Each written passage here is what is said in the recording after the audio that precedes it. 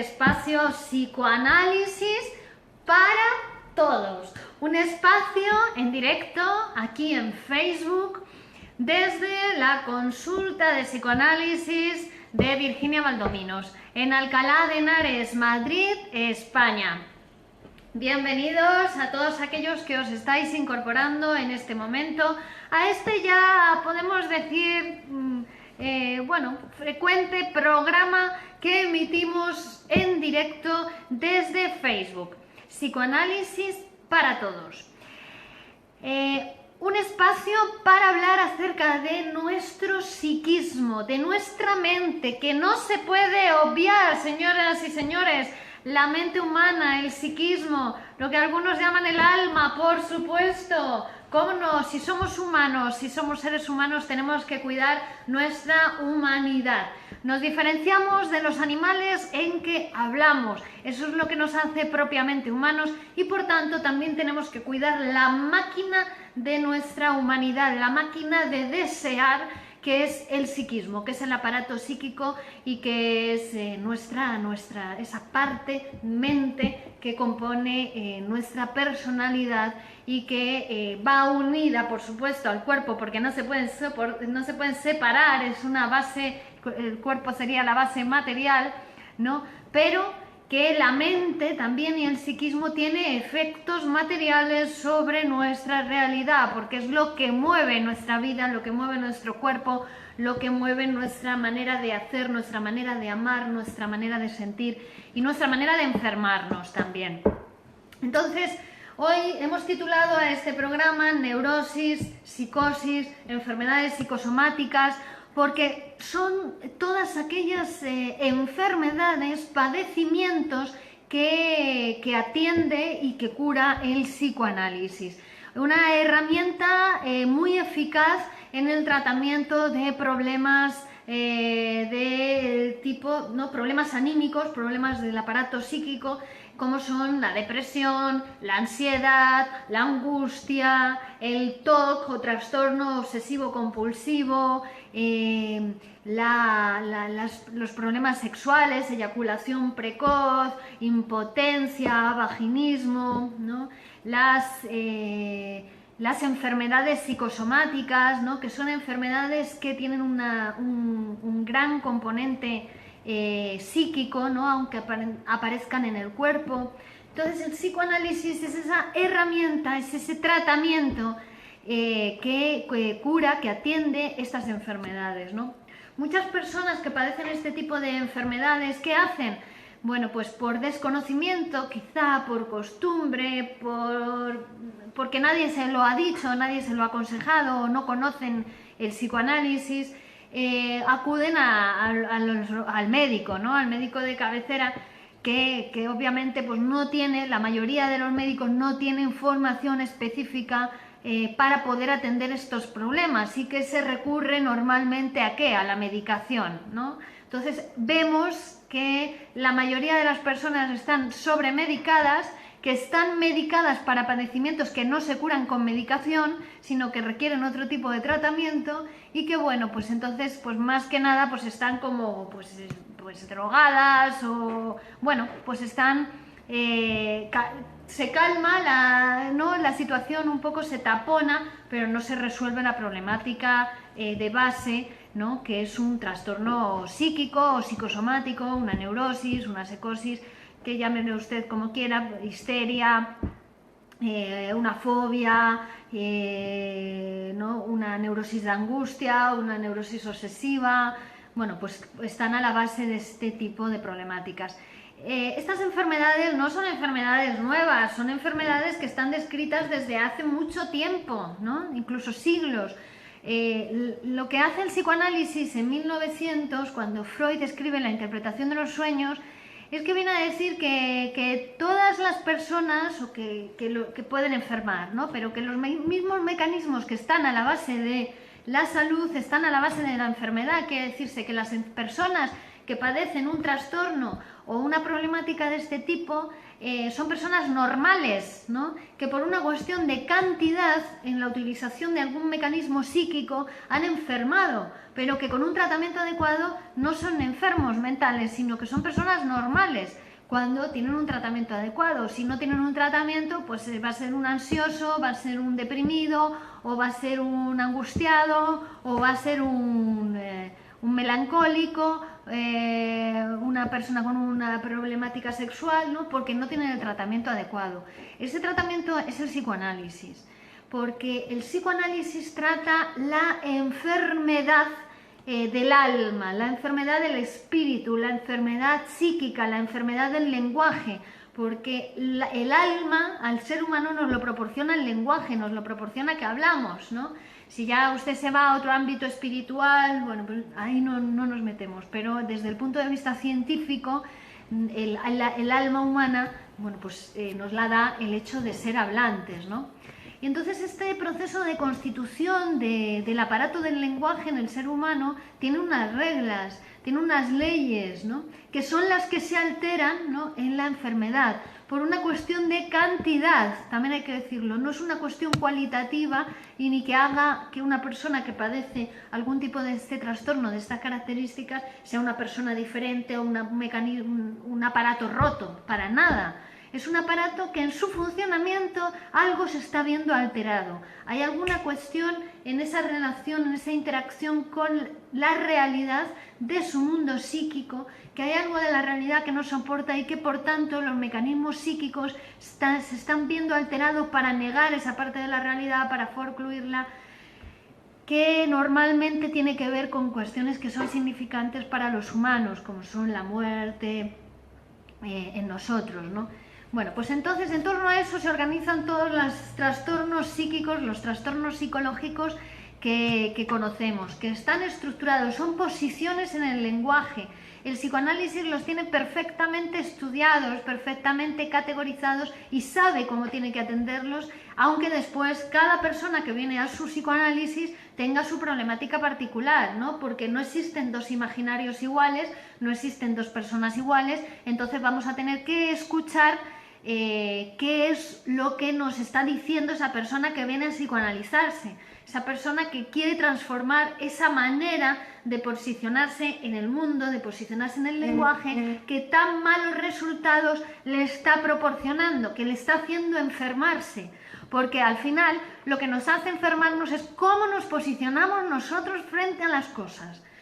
Quiero que entiendan que los hechos de la realidad, un mismo hecho de la realidad, en una persona produce una enfermedad y en otra persona produce un reto personal. Entonces quiere decirse que no es el hecho de la realidad el que lo produce, sino que es la persona la que se enferma o la persona la que toma ese hecho como una oportunidad. Entonces tiene que ver con lo psíquico, tiene que ver con cómo esa persona se posiciona en el mundo, ¿no? Y por lo tanto esto lo que nos hace es que nos da un poder y una rienda sobre nuestra propia vida y sobre nuestras propias acciones, que uno puede, ¿no?, transformarse a sí mismo para poder tomar de otro modo la vida y poder disfrutar la vida en vez de enfermarse frente a esos hechos. Sebastián Derain nos pregunta: ¿y qué pasa con las personas que niegan la realidad a pesar de que la evidencia los choca en el rostro? Bueno, te voy a decir una cosa, Sebastián, en parte todos hacemos eso.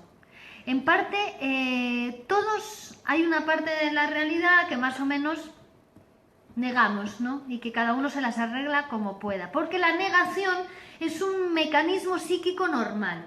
¿Qué sucede? Que cuando ya uno niega, ¿no?, digamos que se pasa en la negación, en la cantidad de esa negación, ya puede llegar a enfermar y entonces se produce una neurosis. Pero algo neuróticos todos somos, ¿no? Entonces por eso todo el mundo se tiene que psicoanalizar, por eso el tratamiento, el psicoanálisis es para todos, porque la negación de la realidad es un mecanismo psíquico normal y que cuando uno se pasa un poquito, bueno, pues ahí se enferma, ¿no? En la psicosis es una forclusión de la realidad, ya no es que la niego, es que hago como que no existe esa realidad. Y para llenar ese agujero que creo, ¿no? Me construyo otra propia realidad y la pongo ahí. Y entonces vivo en esa otra realidad como si fuese la realidad. Eso ya sería un mecanismo psicótico, que también te voy a decir que es un mecanismo normal. Y además hay que decir que la psicosis está muy extendida entre la población, que los psicóticos no son los 4 que están encerrados en un manicomio, porque el psicótico no es necesario que esté encerrado en un manicomio, sino lo que necesita es un tratamiento adecuado para su enfermedad, para su padecimiento. Y ese tratamiento es el psicoanálisis. Es decir, una persona en psicoanálisis no es psicótica, ya es una persona en psicoanálisis. Tiene el tratamiento adecuado para su padecimiento. Lo que pasa es que está muy estigmatizado, ¿no?, la cuestión del psiquismo, cuando ya Freud nos dijo, pero si es que funcionamos todos igual, ¿no? Todos los enfermos, los sanos. A veces los aparentemente más sanos son los que más enfermos están, y a veces, ¿no?, el enfermo, por ejemplo, en el caso del psicótico, el psicótico es como la señal de alarma de que algo pasa en la familia. Es el menos enfermo de la familia, el psicótico. Es decir, muchas veces las familias encierran al psicótico para que no se descubra un poco cuál es el trama, la historia familiar, ¿no? Pero los mecanismos psíquicos que subyacen a la salud y a la enfermedad son los mismos. Esto es algo que Freud produjo una ruptura muy enorme, muy grande en la tradición del estudio de lo psíquico, ¿no? Porque, bueno, pues hasta ese momento los enfermos mentales eran enfermos, se los consideraba como eso, como algo que estaba roto, como algo que estaba deteriorado, y lo que hacían era encerrarlos, les daban duchas frías, ¿no?, les maltrataban, y que por supuesto no curaban la enfermedad mental, y además había muchísimos enfermos mentales que estaban fuera, porque los trastornos del aparato psíquico son padecimientos, son sufrimientos humanos, ¿no?, que a veces vienen por querer negar la humanidad de uno, por ser excesivamente moralista, ¿no?, bueno, pues por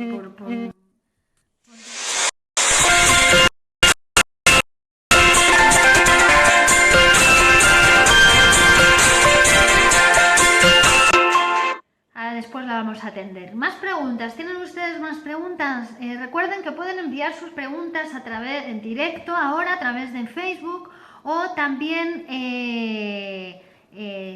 a través de correo electrónico info@virginiabaldominos.com. Pueden escribirme, pueden llamarme, yo les voy a atender personalmente lo antes posible. Voy a intentar preguntar y resolver su duda o su cuestión acerca de lo que usted, de su caso, y de lo que a usted le pueda estar sucediendo, lo que pueda usted padecer, para bueno, pues indicarle cuál sería el tratamiento más adecuado para su caso. La evidencia, esto que decía Sebastián, ¿no?, de que la evidencia les choca en el rostro. Acuérdense ustedes de ese refrán, ¿no?, de que es más fácil ver la paja en el ojo ajeno que la viga en el ojo propio. Y es que es cierto, ¿no? A veces uno habla con otra persona y fácilmente ya escucha lo que le pasa al otro, pero en sí mismo es imposible, ¿no? Por eso, porque son cuestiones inconscientes, son procesos inconscientes los que nos pasan, por eso se requiere la ayuda de otra persona. Y además, esa otra persona tiene que ser un profesional, no consultar a la mamá, que normalmente pues los consejos de la mamá no van a ser muy buenos para ese padecimiento o ese trastorno que uno tiene, sino que requiere una ayuda profesional de una persona, bueno, pues que está empapada de ese saber acerca de cómo funciona el aparato psíquico, y que le puede dar a usted las claves, ¿no?, para encontrar otras vías y otras maneras de estar y de posicionarse en el mundo, de posicionarse frente a esos hechos de la realidad. La salud, ¿cuál sería? La salud es aceptar la realidad y transformarla, ¿no? A diferencia del psicótico, que por ejemplo no acepta la realidad, hemos dicho que la forcluye como si no estuviera, ¿no?, e intenta transformarla sin aceptarla, es decir, se construye una nueva realidad. Claro, por supuesto, los demás le tratan como loco, porque no vive en la realidad real material, sino que en su propia realidad. O el neurótico que lo que hace es ¿Qué es lo que hace el neurótico? Pues que trabaja en su propia realidad, no transforma la realidad, es decir, vive en su realidad psíquica como si, ¿no? Como si desea ser médico, pero no se anota a la facultad de medicina. Pero sin embargo, él como ya lo ha fantaseado, ¿no? Fantasea mucho el neurótico y se lo cree, ¿no? Su propia, ¿no? Lo fantasea, y con fantasear, como para el aparato psíquico es lo mismo, pues se vive como sí, ¿no? Sin ir a la realidad. Es este que se queda en el sillón y quisiera hacer muchas cosas y quiero hacer esto y quiero hacer aquello, pero no se mueve del sillón, ¿no? Ese es el neurótico. Entonces, ¿qué recomendamos? Recomendamos psicoanálisis. Si usted quiere transformar su realidad, primero conocer cuál es su realidad, porque vivimos en el mundo psíquico, todos, o sea, vivimos en la realidad real material cuando hablamos, cuando trabajamos, cuando nos relacionamos con otros, pero si no, uno vive en su mundo psíquico, y su mundo psíquico es una película, la película que cada uno tiene montada de acuerdo pues a su sus deseos infantiles, sexuales y reprimidos, porque hasta que uno no lo pone en palabras, hasta que uno no se empieza a psicoanalizar, ¿no? Esos son deseos infantiles, reprimidos y sexuales, ¿no? Y uno va por la vida pues cargado de un gran sentimiento de culpa, bueno, porque tiene que ver con lo edípico, con la relación que quería tener con su mamá y quería que su papá desapareciese, ¿no? Y está viviendo en eso todavía, aunque tenga 40, 50, 60 años. Entonces conviene psicoanalizarse para que el psicoanalista le pueda interpretar estas cosas, y entonces usted ya empieza a diferenciar entre lo que es su realidad psíquica y la realidad real, material. Sebastián Deraín pregunta: ¿las personas que menosprecian la situación de los demás para negar su propia circunstancia y que lo expresan de modo mórbidamente agresivo son psicóticos o neuróticos? Depende, hay que ver el caso, ¿no? Dice: las personas que menosprecian la situación de los demás para negar su propia circunstancia y que lo expresan de modo mórbidamente agresivo, ¿son psicóticos o neuróticos? Bueno, la agresión es en sí mismo un tema muy complejo en el sentido de rico, ¿no? Porque la agresión, siempre hay en uno una intención de agresión, pero otra cosa es que o una agresividad, ¿no? Que puede ser hasta necesaria para determinados actos de la vida, lo decimos muchas veces, para levantarse por la mañana, para ir a trabajar, ¿no? Hace falta cierta agresividad para erguirse, para hablar, ¿no? Hay que tomar, porque muchas veces uno, ¿no?, se debate entre lo digo o no lo digo, lo digo o no lo digo, ¿no? Y se retrae. Para decir una frase también hace falta ese impulso. Pero claro, la agresividad se puede convertir en agresión, y además puede ir dirigida hacia afuera o puede ir dirigida también hacia uno mismo, la agresión, y convertirse en un sadismo, incluso en la melancolía, en la depresión. Ya hemos visto en otros vídeos cómo se caracteriza precisamente por esa agresión que uno se dirige hacia sí mismo. Entonces hay que ver, es esa persona que menosprecia la situación de los demás, si está menospreciando también su propia situación, si hay que ver, ¿no? Hay muchas cosas en esta pregunta que haces. Personas que menosprecian la situación de los demás para negar su propia circunstancia, para negar su propia realidad, qué es lo que niega. Luego el tema de la agresividad, pero a lo mejor quieres puntualizar, estás preguntando por un caso concreto. Si me lo explicas mejor, quizá puedo responderte mejor también a esa pregunta, o de una manera que pueda satisfacerte más. La neurosis y la psicosis no son casos aislados, no son casos raros, son enfermedades muy prevalentes en la población, muy extendidas en la población, ¿no? Seguramente que ustedes conocen muchos casos a su alrededor de personas que están padeciendo este tipo de trastornos, que no saben que existe un tratamiento adecuado para ellos, y que, bueno, pues se acuden al médico. Las consultas de los médicos están llenas de pacientes que buscan en el médico una solución que el médico no tiene para su padecimiento, porque son padecimientos psíquicos, que se les medica innecesariamente o se les manda a hacer un montón de pruebas que dan todas, por supuesto, negativo, en el sentido de que la persona está normal. A mi consulta llegan muchos pacientes, por ejemplo, con trastornos de ansiedad, con problemáticas con la angustia, con la ansiedad, que ya les han hecho muchísimas pruebas y que han observado que no existe una causa orgánica que justifique eso, ¿no? Pero aún así ellos siguen buscando la causa orgánica. Yo no les digo nada, yo les atiendo psicoanalíticamente y bueno, pues ya se van a dar cuenta de ellos, ¿no? Yo lo que hago es aplicar el tratamiento psicoanalítico. Las enfermedades psicosomáticas, ¿no? Que estábamos hablando, que son enfermedades, ¿no? Donde puede llegar incluso a haber una enfermedad grave, ¿no? Del cuerpo, pero que el principal factor que está sosteniendo la enfermedad, o uno de los principales factores que incluso también puede necesitar en ese caso para paliar los síntomas algún tratamiento médico, pero hay que complementarlo con el tratamiento psicoanalítico, con el tratamiento de esa parte de ese ser humano, ¿no? Que es precisamente lo que le hace humano, que es precisamente lo que le impide bueno, pues vivir la vida de otra manera que no sea hablando a través del cuerpo con la enfermedad.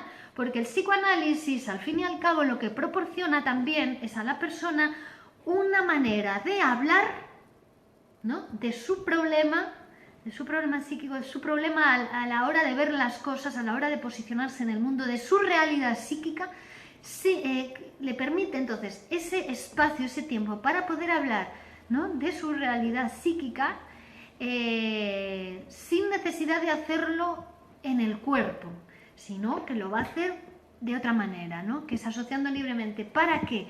Para que el psicoanalista le pueda interpretar qué deseos inconscientes, y volvemos a insistir en esto, son deseos sexuales, infantiles y reprimidos, los que están dando lugar al padecimiento, a la enfermedad.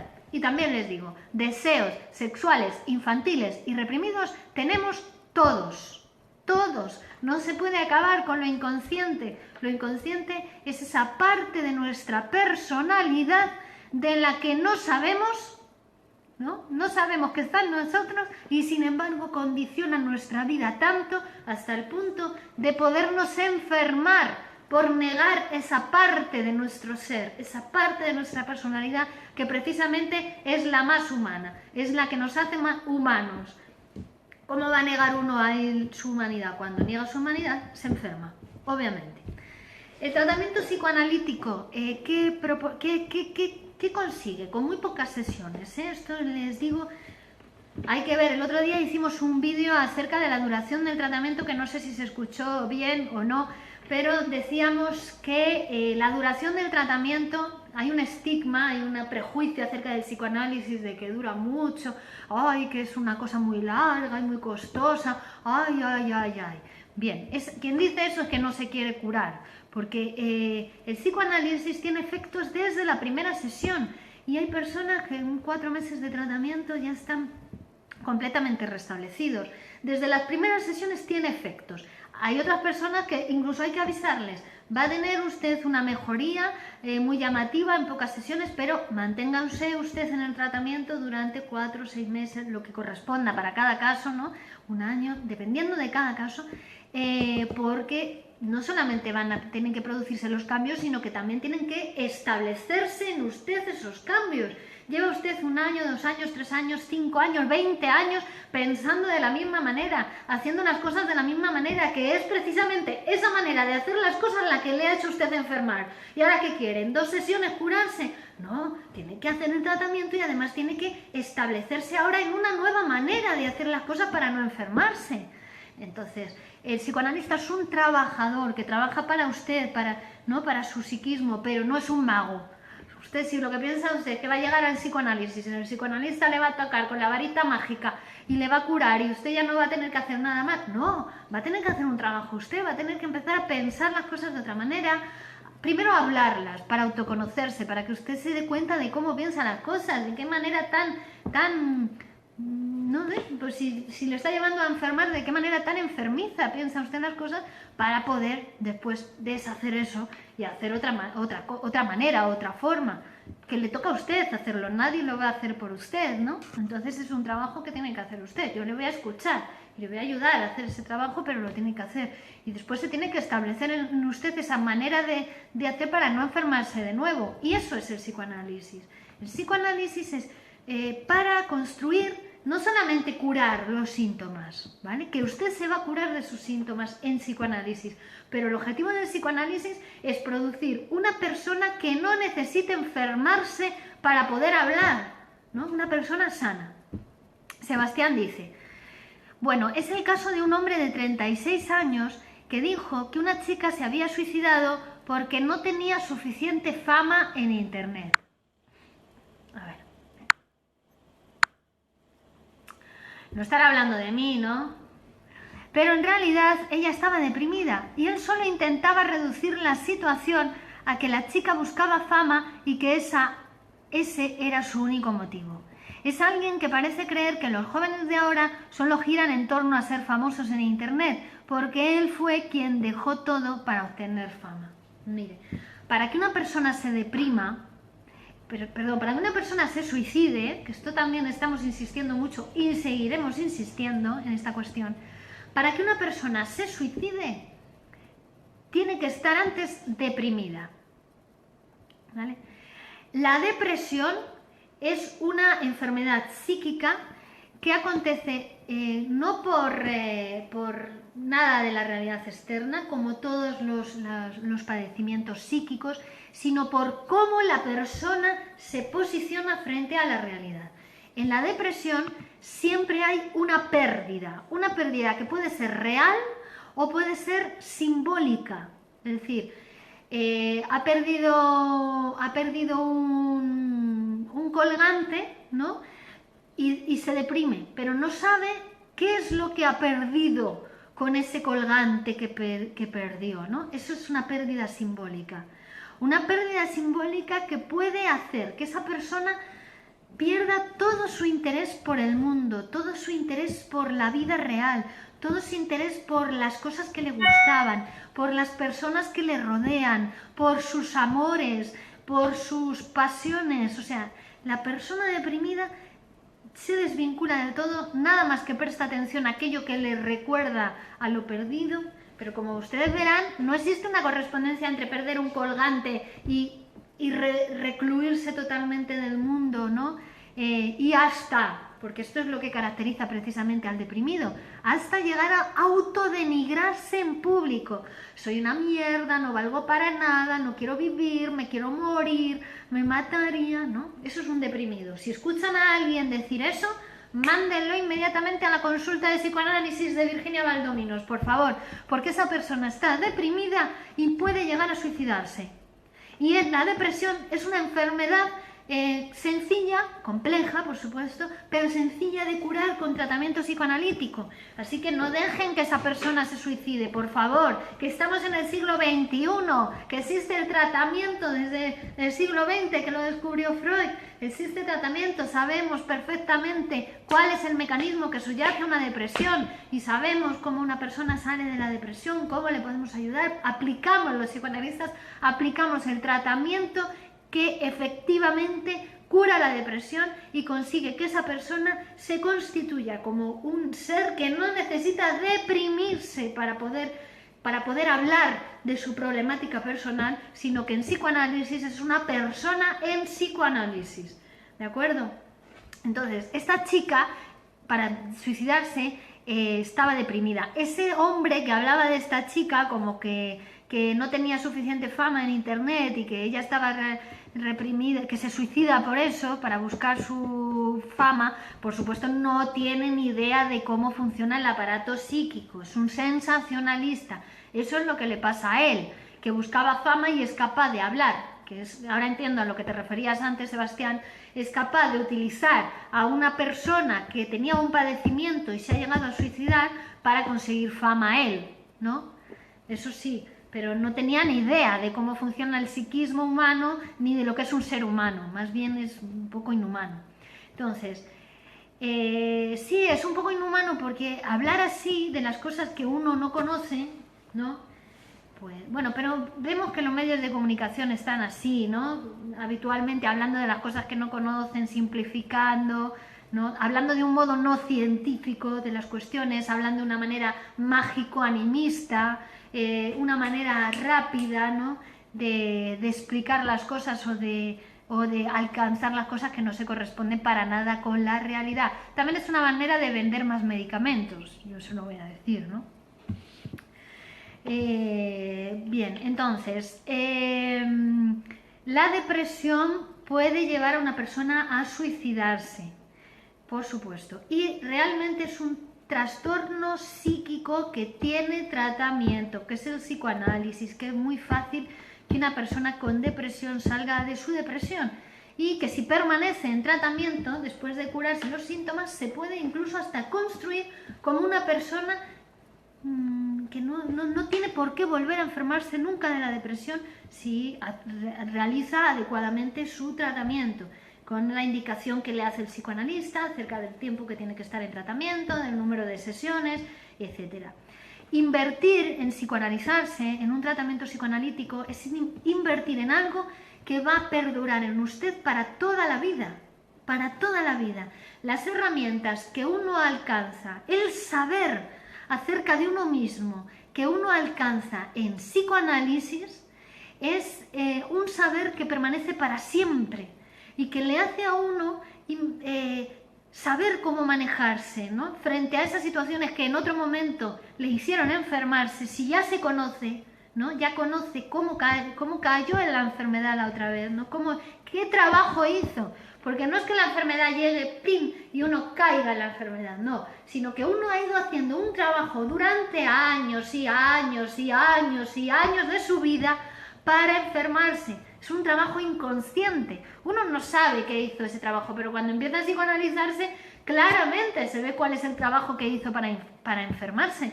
Ahora tiene que hacer un trabajo para vivir saludablemente, para la salud, porque tanto la enfermedad como la salud conllevan un trabajo. La buena noticia es que les invito a que ustedes trabajen para su salud, para cuidarse, ¿no?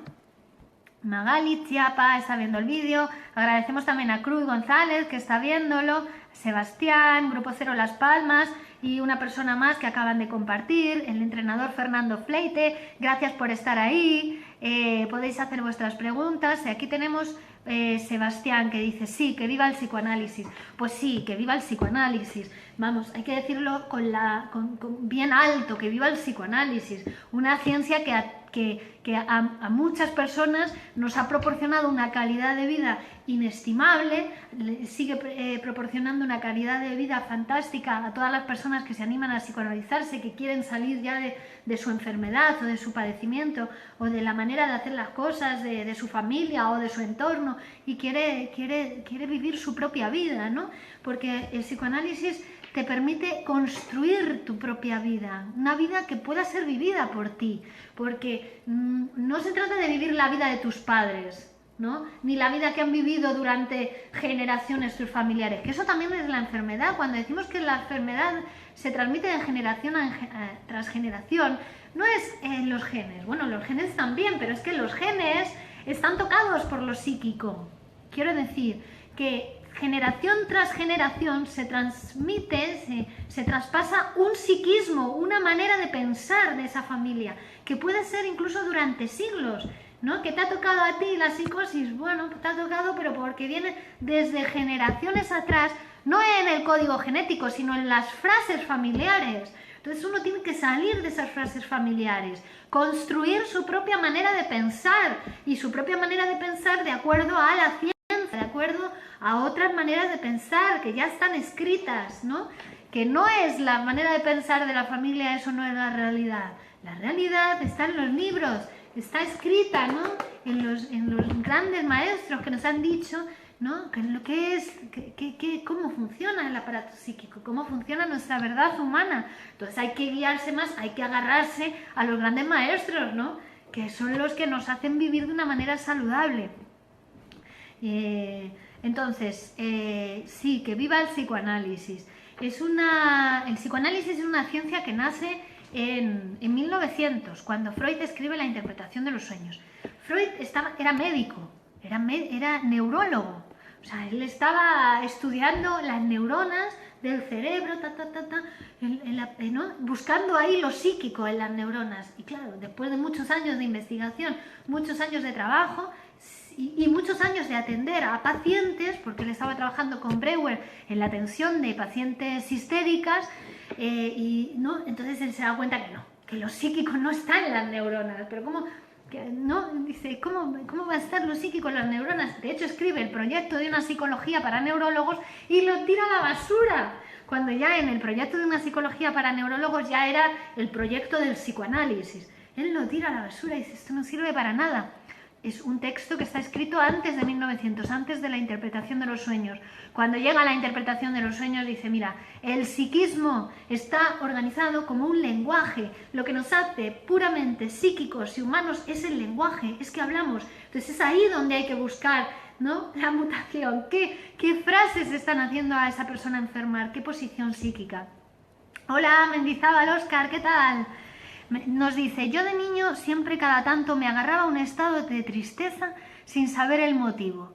No viene por parte de familia, siempre fue una relación estupenda. Hasta ahora me embarga cada tanto ese estado de tristeza.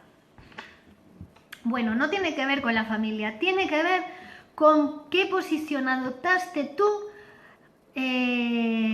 en la separación de tus padres, digamos, en lo edípico, en esa posición.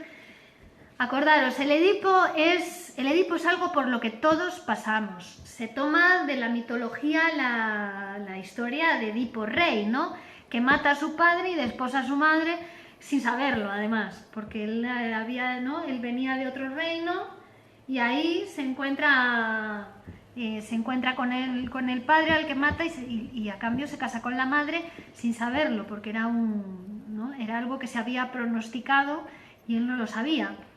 Pero eso que se toma de la mitología los seres humanos la hemos creado para explicarnos algunas cosas que no nos podíamos explicar de otra manera. Bueno, pues el psicoanálisis lo describe y es el complejo de Edipo. Es esa separación que todo cachorro animal que somos cuando nacemos no somos ni siquiera humanos, somos cachorritos, somos animalitos, ¿no?, que si nos abandonan nuestra madre ahí, si no nos da de mamar, no nos da calor, no nos acuna, nos morimos. Somos así de inválidos, ¿no?, de falibles. Entonces, después va a acontecer, aproximadamente del 1 al 4 o 5 años de edad, se va a producir toda esa constitución del aparato psíquico, ¿no? Hay un momento en que es el Edipo, cuando el niño se tiene que separar de la madre porque aparece el padre siempre es chupi, es lo mejor, es pacificador, viene a intervenir en esa relación entre el niño y la madre que es normal hasta un momento determinado, pero si después perdura en el tiempo esa relación entre la madre y el niño, se produce un psicótico, ¿no? Porque es como si fueran uno, no hay separación, todavía no hay dos. Entonces, cuando llega el padre e interviene en esa relación, que es con la ley de interdicción del incesto, ¿no?, el complejo de castración, y aparece lo que llamamos la metáfora paterna, el nombre del padre, ahí la madre y el niño se separan, ¿no? Eso es fundamental. Pero también el niño no solamente se va a separar de la madre, sino que también se tiene que separar del padre después, ¿no? ¿Para qué? Para salir al mundo, ¿no? Va a tener otros sustitutos del padre, los maestros, ¿no?, personas grandes, profesores. Entonces, esa separación de los padres para todos es un poco dramática, ¿no? Y cómo se posiciona cada uno frente a esa separación de los padres que va a marcar eso que tú decías, Óscar, esa tristeza, ¿no?, de la pérdida. Porque los padres después, para no separarnos de ellos, ¿qué hemos hecho? ¿Qué ha hecho nuestro psiquismo? Los ha interiorizado, los ha internalizado, se ha identificado con ellos. Y ahí es cuando se construye nuestro propio super yo, ¿no? El super yo, que es esa instancia moral interior, ¿no?, que nos dice qué es lo que tenemos que hacer, qué es lo que no tenemos que hacer, esto está bien, esto está mal, ¿no?, pero que es como un juez interior. Esa es la internalización de la figura paterna y materna. De tal manera que después, aunque nos separemos de nuestros padres reales, que ya los pues están ahí en casa, ya mayores, ya ancianos, nuestro papá, nuestra mamá, no es a esos padres a los que nos referimos en el psicoanálisis, sino a los padres que uno ha interiorizado, ¿no? Que uno ha internalizado y que han constituido su propio aparato psíquico. Bueno, hay personas que no tienen un padre, aunque tengan padre, no tienen padre psíquicamente, porque tienen un padre débil, porque tienen un padre que no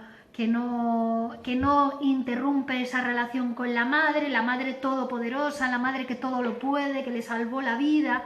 Bueno, entonces son personas que tienen un problema mental, un problema psíquico, ¿no? Y que hay que intervenir en el psiquismo, tienen que construir un padre en su propio psicoanálisis. Como repetimos, no tiene que ver con tenerlo o no tenerlo en la realidad, sino en el propio psiquismo. Entonces, todas las posiciones psíquicas tienen que ver con esa posición en el complejo de Edipo, porque si, claro, uno se separa de esa madre todopoderosa o ese padre protector, ¿no? Claro, ¿qué está? Pues está la muerte, ¿no? Está ahí, que somos mortales, que provenimos de padre y madre y además nos morimos. Y entonces, frente a esta realidad, pues a veces nos entristecemos, ¿no? O a veces nos angustiamos, o, ¿no? O uno desarrolla una fobia, o ¿no? Para eso y también para negar la ambivalencia también que nos producen los objetos amorosos, que siempre son ambivalentes. De hecho, Pichon Rivière, ¿no? Psiquiatra y psicoanalista argentino, decía siempre, ¿no?, que la melancolía, que la depresión, que la tristeza era como constitutiva, ¿no?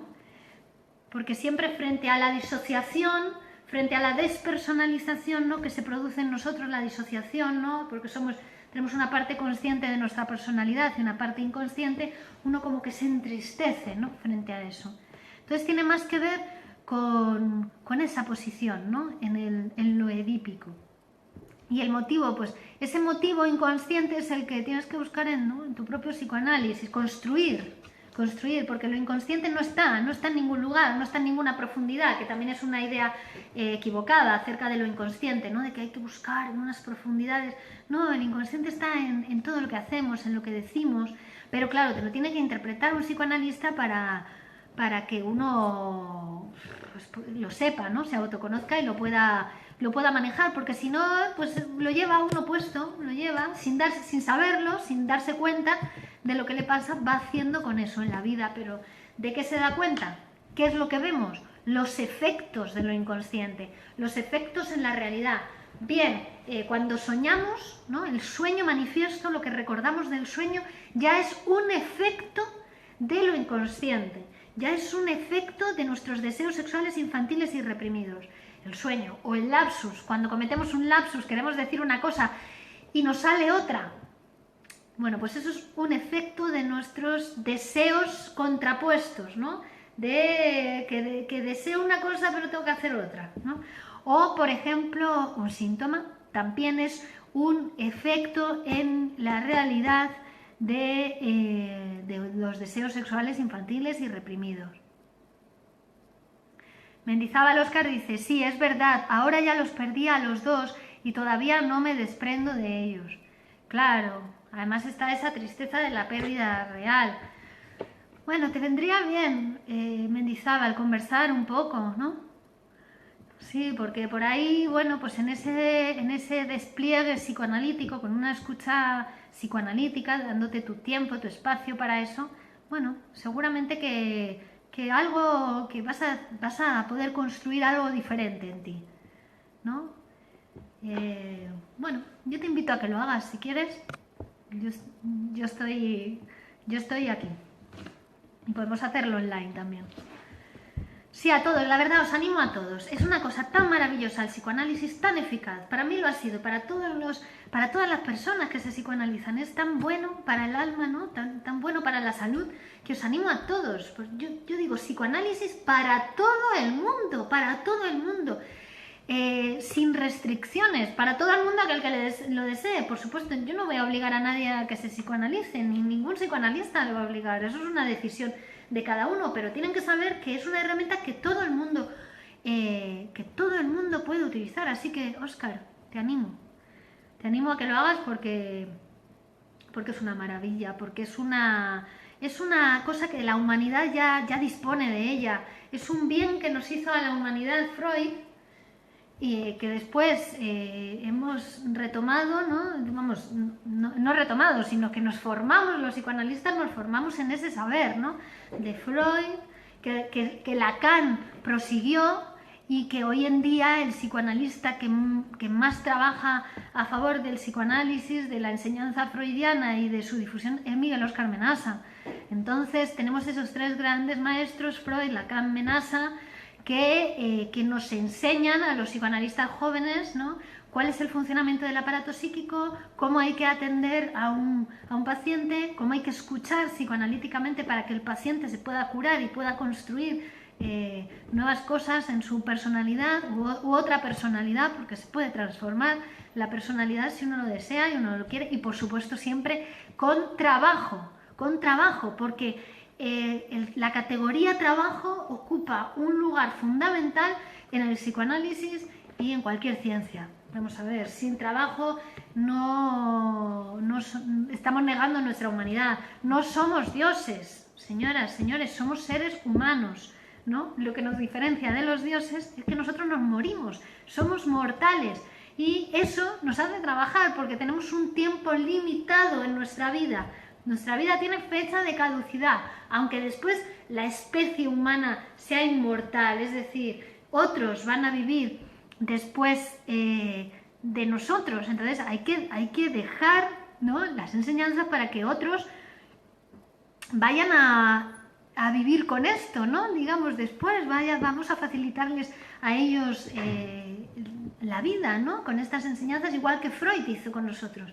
Él lo escribió y ahora nosotros nos beneficiamos en nuestro propio psicoanálisis de las enseñanzas freudianas, ¿no? Bueno, pues fíjense qué amor, qué don, qué legado a la humanidad que hizo Sigmund Freud, Lacan y que está haciendo hoy en día Miguel Óscar Menasa. Sebastián Derain, lo más difícil es reconocer lo que ya no se tiene. Fíjate, Sebastián, lo más difícil es reconocer lo que nunca se tuvo. Que ahí está la cuestión. Es decir, es que nunca fuimos inmortales, aunque lo creíamos o lo parecíamos, porque estábamos ahí pegados a nuestra mamita, que nos daba la tetita, que llorábamos, ¡guau, guau!, y llegaba y nos daba la teta, o que después uno decía quiero comer y llegaba y le hacía la comida, o que no, siempre estaba ahí. Entonces eso le hacía al niño, ¿no? No sabía de la mortalidad, no sabía de su propia muerte. El lenguaje, ¿no?, el Edipo, el lenguaje nos trae la mortalidad, nos trae la sexualidad. Por eso la sexualidad es tan importante en psicoanálisis, porque somos sujetos sexuados, somos sujetos del lenguaje. El lenguaje nos trae ese saber, nos trae el saber de que somos sujetos sexuados. Hay hombres, hay mujeres, que nos tenemos que juntar para reproducirnos, para continuar con la especie y que después nos morimos. Eso nos trae el lenguaje, ese saber. Entonces es como renunciar a algo que nunca tuvimos, pero que uno vivía en esa ilusión de la inmortalidad, ¿no? De hecho, miren, mucha gente cuando uno ve a alguien a 300 por hora con el coche, puede pensar, ese es un inmortal, ¿no? Bueno, es un inmortal. Él vive en esa ilusión de la inmortalidad, porque si no, no iría a 200 kilómetros hora con el coche, porque se va a matar, ¿no? Uno que es mortal, uno que asume su mortalidad, y esto no es decir, ay, soy mortal, sino vivirlo, experimentarlo, que es algo que en el psicoanálisis uno llega a ese saber, ¿no? Llega a saber qué es eso, ¿no? Pues ahí uno se empieza a cuidar cuando se sabe mortal. Arbeit un Liebe. Exacto, ¿no? Cuando uno se sabe mortal, ahí es cuando empieza a cuidarse su salud, cuando empieza a vivir la vida, cuando disfruta de su propia vida, de lo que va construyendo, de sus propios logros, cuando empieza a tener logros, porque hasta ese momento no tiene logros. Un inmortal no tiene logros. Un inmortal vive no sabemos dónde, en su mundo, ¿no?, psíquico. donde no existe la mortalidad, donde sigue estando la mamá, donde sigue cometiendo el incesto con la mamá, donde el papá no intercede, deseos sexuales, infantiles y reprimidos. Si uno no habla de lo que tiene en la cabeza, lo que tiene en la cabeza son deseos sexuales, infantiles y reprimidos.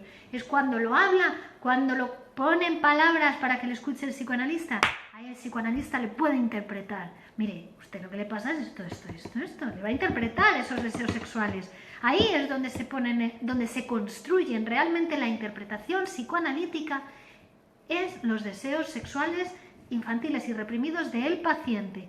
Si no, el paciente no sabemos lo que tiene problemas en su vida, tiene dificultades, tiene que le dicen que está loco, tiene eso, tiene efectos de lo inconsciente en su vida, pero todavía ni tiene autoconocimiento ni capacidad de autotransformación. Realidad psíquica, realidad real. Es muy importante diferenciar esto, ¿no? La realidad real y material es una para todos, es la que tenemos, ¿no? Compartimos en el mundo, esto es una mesa, ¿no? Están los libros de Freud, libros de Freud, esto es realidad material, están ahí en la librería, uno los puede leer, puede comprar, puede leer la interpretación de los sueños, esto es realidad material, lo que cada uno tiene en su cabeza, eso es realidad psíquica, ¿vale? Pero después, para que su realidad psíquica pueda llegar, ¿no?, a una realidad material que es la que usted desea para usted, pues tiene que haber un trabajo de interpretación de esas realidad psíquica, de esos deseos sexuales infantiles y reprimidos. Que además, ¿cómo funciona esto? Funciona porque cuando uno empieza a psicoanalizarse, toda esa energía que tiene puesta en el mantenimiento de los síntomas, porque ojo, los síntomas requieren de un trabajo, la enfermedad psíquica requiere de un trabajo para mantenerla, para negar la realidad y mantener los síntomas. Hace falta una cantidad de energía que, claro, cuando uno se empieza a psicoanalizar, esa energía se libera. Si desaparecen los síntomas, ¿dónde va? Pues empiezan a cobrar forma y a hacerse realidad los proyectos personales y profesionales de la persona que se psicoanaliza. Y no es magia, aunque a uno le parezca mágico el efecto. Anda, pues desde que vengo a psicoanálisis, mi niño ya no padece, ya no suspende los exámenes en el colegio. Mira tú. ¿Y qué es magia? No, es que estás haciendo un trabajo, y yo también, que te estoy escuchando, ¿no? Estamos haciendo un trabajo psicoanalítico para que los problemas que tienes actualmente en tu vida desaparezcan y tú puedas empezar a construirte la vida que tú quieres. ¿De acuerdo? ¿No? Y además, como los problemas nunca desaparecen, digamos, ¿no?, las cuestiones o las problemáticas o la realidad no desaparece nunca, va a estar ahí, bueno, pues continúa psicoanalizándote hasta que se establezca en ti esa otra manera de hacer las cosas, esta otra manera de leer la realidad y de comportarte en la realidad. Por eso es maravilloso, porque además es una cosa que nada más que hay que hablar. Uno va al psicoanalista, se tumba en el diván y lo único que le pide el psicoanalista, pero eso sí, le pide eso, que es la ley, ¿no?, digamos, o la regla que tiene que cumplir el paciente en análisis, es asociar libremente, decir todo lo que le pase por la cabeza, aunque le parezca una porquería, aunque le dé vergüenza, aunque le parezca nada, todo lo que le pasa por la cabeza, que lo diga en voz alta, a ver cómo piensa usted la realidad, a ver qué es eso que le está haciendo enfermar, qué es, por qué, cómo está intermediando su realidad psíquica entre la realidad real y los efectos, ¿no? ¿Qué es lo que está haciendo usted? ¿Cómo está transformando, cómo está disfrazando, cómo está, ¿no?, camuflando sus deseos infantiles, que está dando lugar a que su realidad pues sea una porquería? Perdónenme por decir todas estas barbaridades, pero es que quiero que lo entiendan, ¿no? O que haya hecho que usted se enferme, que su cuerpo se enferme, ¿no? Enfermedades psicosomáticas, el lupus, el asma, infartos de miocardio, bueno, tenemos muchas, ¿no? Las alergias, todo eso son enfermedades psicosomáticas. Y bueno, y luego enfermedades orgánicas graves, tales como el cáncer, por ejemplo, están precedidas siempre de una depresión. Claro. El cáncer está siempre precedido por una depresión, porque solamente así puede anidar el cáncer, puede reproducirse una célula mutada. Células mutadas hay siempre en el cuerpo, siempre. Hay células que se estropean, ¿no? Pero llega el sistema inmunológico con sus mecanismos, y se lo come, ¿no? La apoptosis celular, ¿no? O la propia célula se destruye o llega otro elemento y se la come, lo limpia. Pero ¿qué pasa? Si la persona está deprimida, su sistema inmunológico también se deprime. El deprimido, acordaos que no se ocupa de defenderse de nada de lo que viene de la realidad, hasta puede llegar a matarse. Entonces el sistema inmunológico, el sistema de defensa, de protección del cuerpo también está deprimido. Y entonces ahí es cuando la célula mutada se reproduce de una manera un poco loca además, ¿no? Y el cáncer puede proliferar. Si la persona no está deprimida, un cáncer no prolifera. Pero así con otras enfermedades graves también, ¿eh? Enfermedades orgánicas graves. Por eso en esos casos también el tratamiento psicoanalítico debe ser complementario al tratamiento médico. Es fundamental, porque si no, una persona se puede curar de un cáncer y hacer otro cáncer, ¿vale? Entonces hay que proporcionar también tratamiento psicoanalítico, que significa psicoanalizar su mente, psicoanalizar cómo piensa usted las cosas, cómo piensa usted la realidad, cómo piensa el mundo, porque eso le está haciendo enfermar. Mendizábal Óscar dice: yo me di cuenta que mi señora a veces es como una madre, o sea, me aferro, en momentos de preocupaciones o enfermedad, como que fuera mi madre. El hombre siempre relaciona a la esposa en los momentos difíciles a la madre. Yo me aferro a mi señora. En esos momentos soy el niño y después, cuando está todo bien, soy el hombre de la casa. Claro. Así es. Sí. Así es. Hasta a veces los problemas sexuales con la pareja tienen que ver con eso, porque claro, si la pareja es la madre de uno, ¿cómo me la voy a agarchar? Si es mi madre, si es mi padre, ¿cómo voy a tener relaciones sexuales? ¿Ves? Para el psiquismo es como, está prohibido. Con la madre y con el padre está prohibido, es una ley. Y a veces también tiene que ver en la problemática sexual, es eso, ¿no? Sí, sí, total.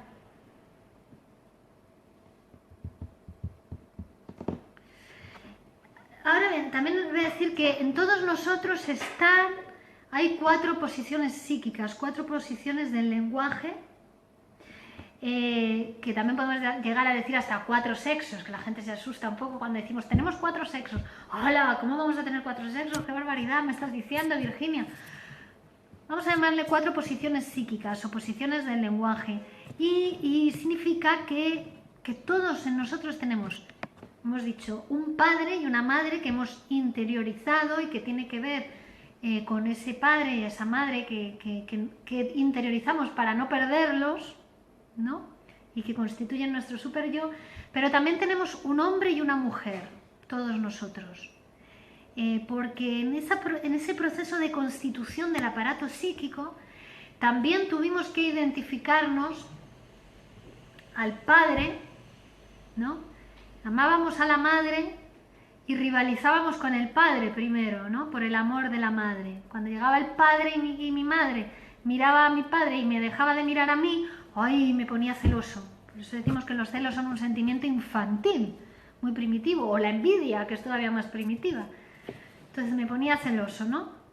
Entonces yo rivalizaba con mi padre. Entonces ahí me identifico a mi padre, ¿no? Y ya tiene que haber una diferencia sexual. Ya me he tenido que dar cuenta de que hay hombres y hay mujeres, ¿no? Entonces ahí, al identificarse al padre, también constituimos en nosotros, ¿no? Primero un padre, pero después también un hombre, ¿no? Y en la mujer lo mismo, ¿no? Después amamos al padre y rivalizamos con la madre, ¿no?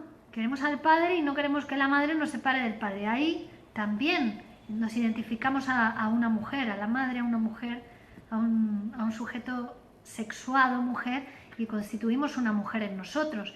La mujer es lo que más tarde aparece en el aparato psíquico, digamos que requiere una mayor elaboración, la feminidad, mejor dicho, porque todos, en hombres, mujeres, tenemos feminidad, mujeres y hombres tenemos masculinidad, ¿no? Se ha constituido en nuestro psiquismo. Por eso también el tratamiento psicoanalítico nos permite cambiar de posición, porque está bien, ¿no? A veces que la señora sea la madre, ¿no? Pero si siempre es así, y también a veces tendrás que ser tú la madre, ¿no? Bueno, pues hay que ir cambiando de posición psíquica también, eso es saludable, ¿no? La sustitución, también cambiar de posición, por ejemplo, para el trabajo, ¿no? A veces uno tiene que ser la madre de sus empleados, pero otras veces tiene que ser el padre.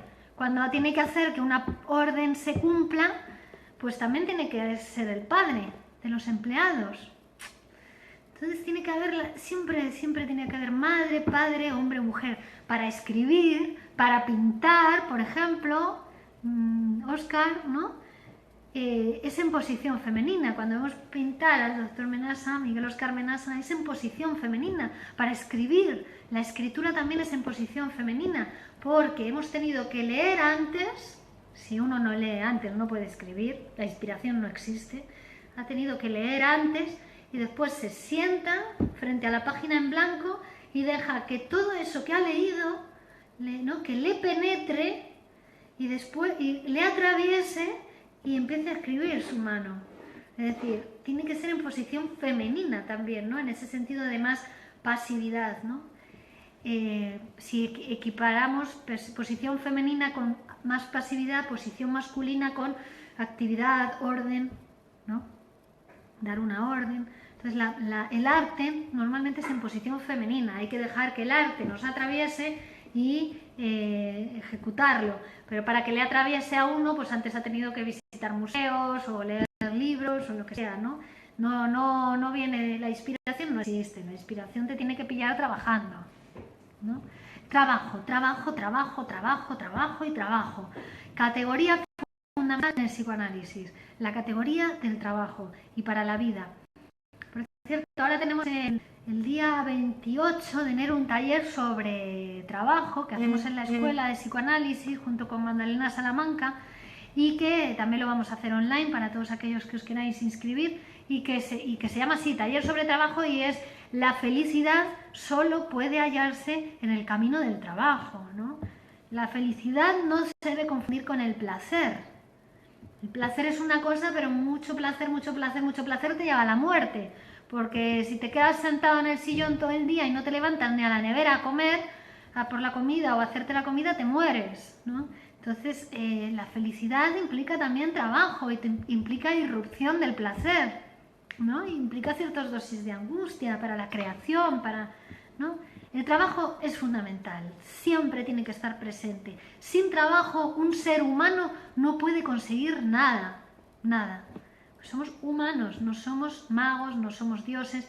Pensar en la magia es un pensamiento infantil de una etapa de nuestra niñez, que es la etapa mágico-animista, que se pensaban las cosas como mágicas, ¿no? Y en los dioses pues lo mismo, creer, ¿no? Que somos dioses o que las cosas se van a solucionar así porque sí, pues también es un poco un pensamiento mágico, animista o religioso que después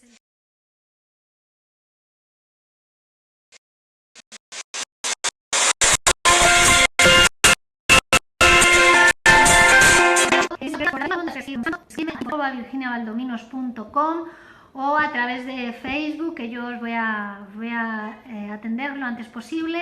Muchas gracias por estar ahí, me encanta que conversemos acerca de estas cosas, que cada vez el psicoanálisis llegue a más personas. si queréis compartir el vídeo os lo agradezco, porque mi objetivo con estos vídeos de psicoanálisis para todos es llegar al máximo número de personas posibles, a que todas aquellas personas que padecen un padecimiento, un sufrimiento psíquico, una enfermedad, porque es una enfermedad psíquica, que sepan que existe el psicoanálisis, que existe el tratamiento de esa enfermedad psíquica, que es un tratamiento a través de la palabra, que conlleva un trabajo por parte del paciente y un trabajo por parte del psicoanalista, y que se puede curar, y no solamente curarse, sino transformarse. Muchas gracias. Mi nombre es Virginia Valdominos, les hablo desde mi consulta de psicoanálisis en Alcalá de Henares, Madrid, España, y estoy a su disposición para toda aquella persona que quiera emprender la siempre grata y tan eficaz labor de comenzar su psicoanálisis. Muchas gracias, gracias a todos, besos enormes.